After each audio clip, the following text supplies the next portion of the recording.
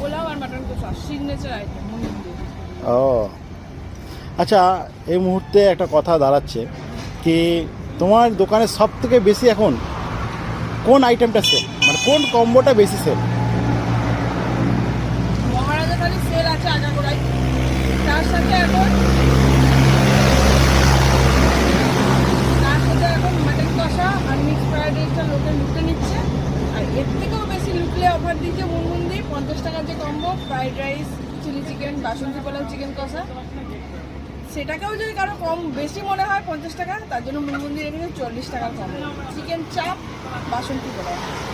লুটলে offer দিয়েছে, লুটে নিচ্ছে লোকে। আর আমিও এখন বাসন্তী পোলাও আর মাটন কষা দিয়ে জমিয়ে একটা বাইট করি। তোমার এখন তোমার দোকানে সব থেকে বেশি সেল হচ্ছে মিক্স রাইস আর মাটন, মানে এখন সবাই ওটাই নিতে আসছে।